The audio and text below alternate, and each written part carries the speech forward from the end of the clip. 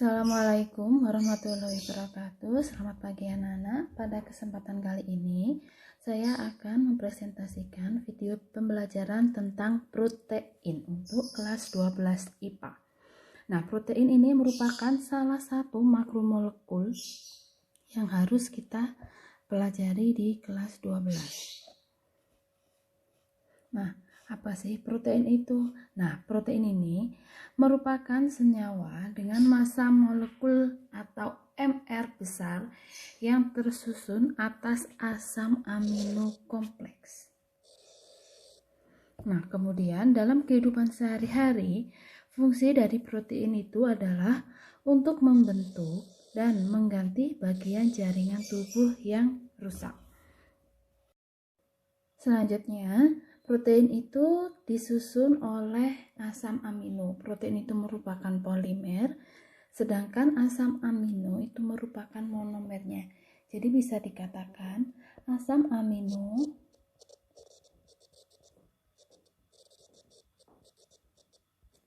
ditambah dengan asam amino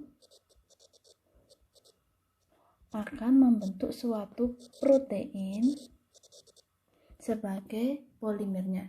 Jadi asam aminonya ini sangat banyak berikatan dengan rantai yang sangat panjang, kemudian membentuk protein. Kenapa disebut dengan asam amino? Di sini ada kata asam. Asam merupakan suatu sifat dari larutan. Asam amino bersifat asam karena mengandung gugus karboksilat atau COOH. Sedangkan amino berarti protein juga bersifat basa karena mengandung gugus amina. Untuk strukturnya bisa kita lihat, ini adalah struktur dari asam amino. Amino struktur. Nah, di sini asam amino terdiri dari gugus COOH atau gugus karboksilat yang bersifat asam dan gugus NH2 atau gugus yang bersifat basa. Kemudian terdapat atom karbon yang mengikat hidrogen dan R yang merupakan rantai sampingnya. Rantai samping dari asam amino ini berbagai macam, nanti akan saya jelaskan pada slide yang berikutnya.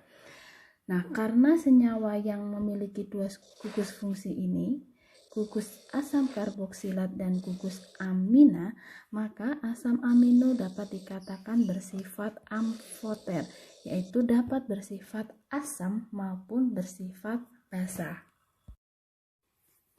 Struktur asam amino secara umum adalah satu atom C, tadi sudah saya jelaskan, satu atom C yang mengikat 4 gugus, yaitu yang pertama adalah gugus amina atau NH2, kemudian gugus karboksil COOH, lalu gugus atau atom hidrogen, dan satu gugus lagi adalah satu gugus sisa atau residu atau disebut juga dengan rantai samping R. Nah, rantai samping dari asam amino ini akan menentukan namanya.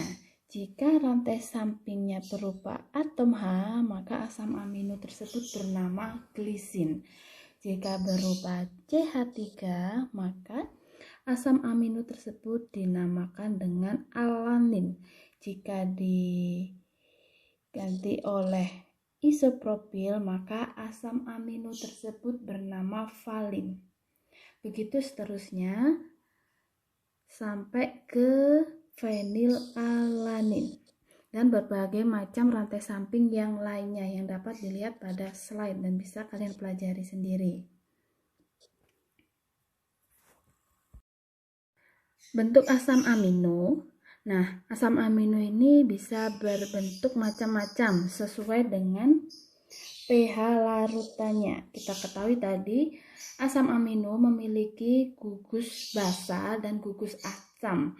Nah, di sini asam amino berdasarkan pH-nya atau kekuatan asamnya dibagi menjadi 3 keadaan atau 3 bentuk. Yang pertama, dalam asam kuat asam amino berbentuk kation. Jadi nanti gugus amina akan menerima satu hidrogen membentuk NH3+. Kemudian pada pH titik isoelektrik, asam amino berbentuk Zwitter ion, yaitu terdiri dari kation dan anion. Lalu pada basa kuat, asam amino akan berbentuk anion. Nah, di sini yang disebut dengan titik isoelektrik adalah titik atau pH tertentu di mana konsentrasi ion dipolar itu dua kutub atau dua muatan, yaitu muatan positif dan negatif itu jumlahnya dominan. Nah, setiap asam amino ini memiliki titik isoelektrik tertentu. Contohnya glisin, isoelektriknya adalah 10⁻⁶. Jadi pada glisin dengan titik isoelektrik 10⁻⁶, berarti ini pada pH sama dengan 6, glisin akan berada pada bentuk Zwitter ion. Pada pH kurang dari 6, maka glisin akan berbentuk sebagai kation. Sedangkan pada pH lebih dari 6, maka glisin akan berbentuk sebagai anion. Seperti itu contohnya. Selanjutnya adalah proses pembentukan protein dari asam amino. Asam amino membentuk protein dengan cara berikatan bersama, membentuk rantai yang panjang dengan mengeliminasi H2O dari gugus NH2 dan COOH. Mari kita perhatikan pada gambar di samping.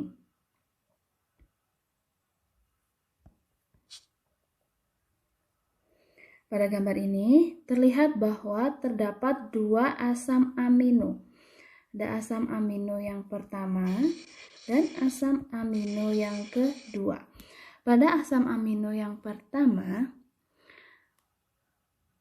asam amino yang pertama melepaskan OH dari gugus COOH, sedangkan asam amino yang kedua melepaskan hidrogen dari gugus NH2 atau gugus basanya. Kemudian dari sini OH dan H2OH dan hidrogen berikatan membentuk air, sedangkan asam amino yang pertama dan asam amino yang kedua berikatan melalui ikatan yang dinamakan ikatan peptida.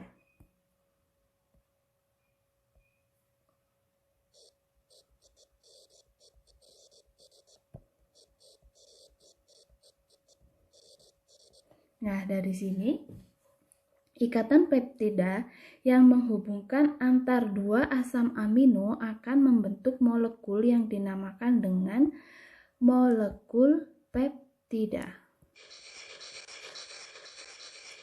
Molekul peptida yang tadi diperoleh dari ikatan peptida.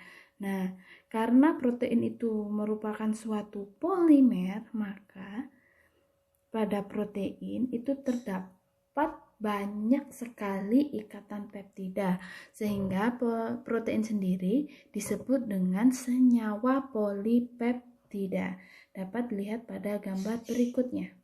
Di sini, ini merupakan salah satu contoh protein yang diambil dari sebagian saja.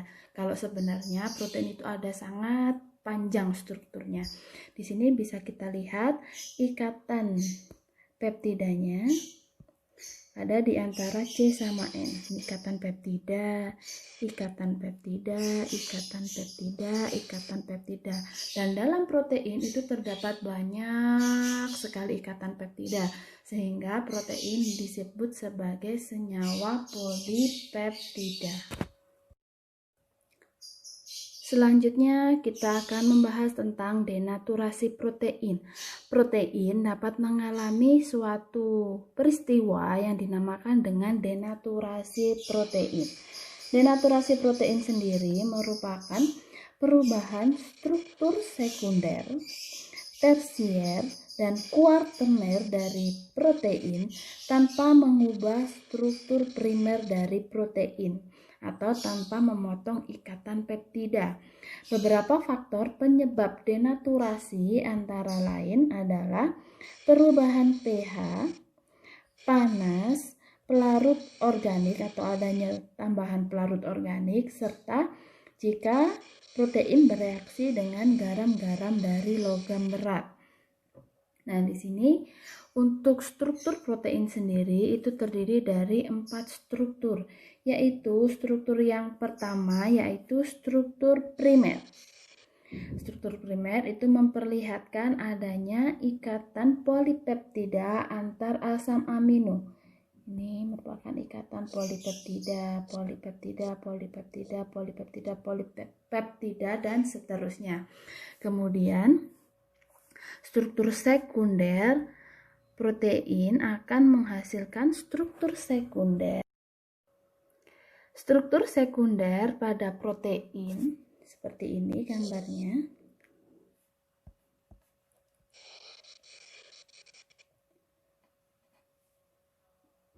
Merupakan struktur yang terbentuk dari ikatan hidrogen yang terjadi antara gugus amina dengan atom hidrogen pada rantai samping asam amino sehingga membentuk lipatan-lipatan seperti lipatan alfa helix berikut ini. Ini hanya salah satu contoh dari struktur primer, struktur sekunder dari protein.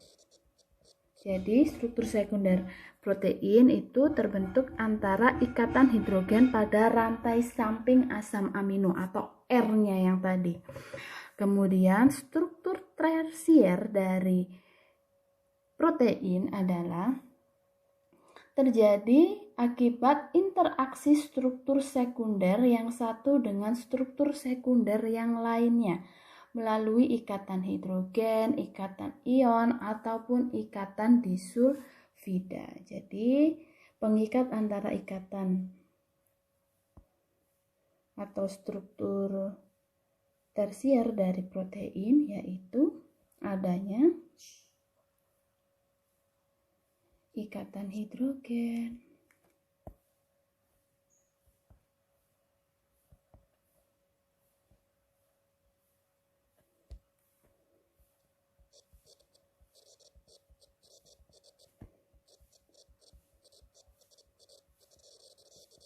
kemudian adanya ikatan ion, serta ikatan disulfida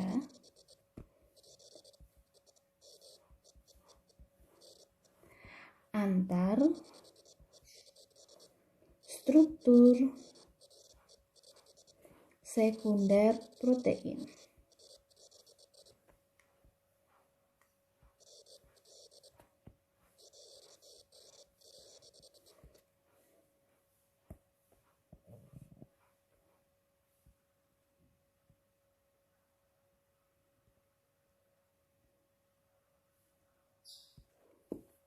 Kemudian untuk struktur kuarterner ini melibatkan beberapa peptida sehingga membentuk suatu protein. Pada peristiwa ini kadang-kadang terselip molekul atau ion lain yang bukan merupakan asam amino. Misalnya pada hemoglobin, pada proteinnya terselip ion Fe3+. Nah, akibat adanya denaturasi, maka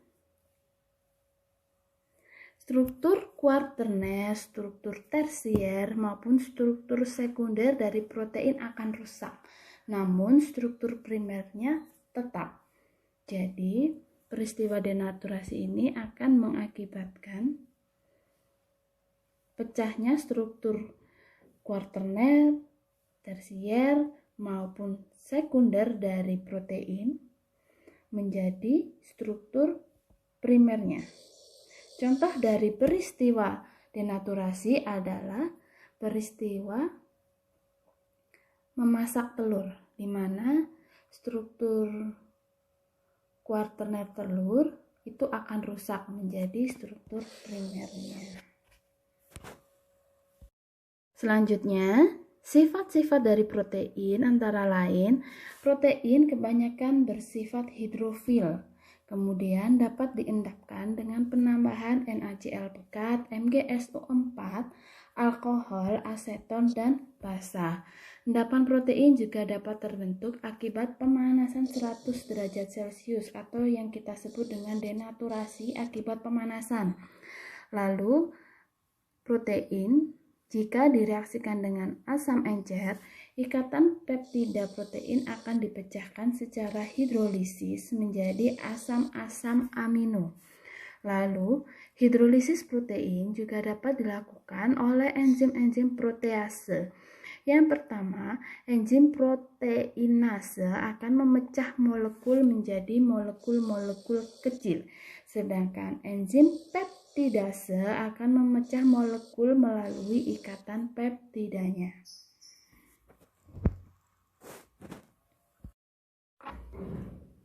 Protein mengalami reaksi-reaksi yang khas yang biasanya digunakan untuk menguji atau mengidentifikasi adanya protein dalam suatu bahan makanan.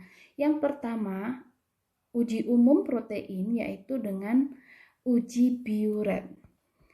Jika suatu protein ditambahkan beberapa tetes larutan CuSO4 2%, kemudian ditambahkan larutan alkali, misalnya NaOH encer, maka akan terbentuk larutan berwarna ungu yang menunjukkan adanya gugus peptida atau ikatan peptida dalam protein.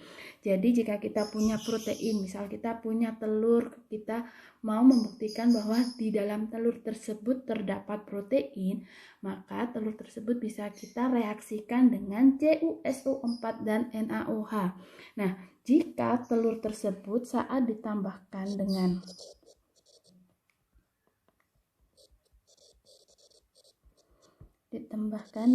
CuSO4 dan NaOH, kemudian menghasilkan larutan warna ungu, maka dapat dipastikan bahwa di dalam telur terdapat protein.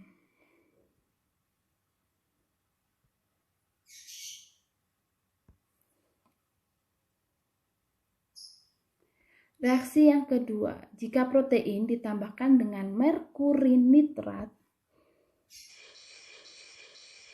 yang kita sebut dengan reagen Milon yang mengandung asam nitrit, maka akan terbentuk jonjot merah seperti benang merah jika protein tersebut mengandung tirosin. Ini adalah struktur dari tirosin. Jadi jika suatu protein mengandung tirosin direaksikan dengan merkuri nitrat yang mengandung asam nitrit, akan terbentuk jonjot merah seperti ini yang kita sebut dengan jonjot merah seperti benang-benang.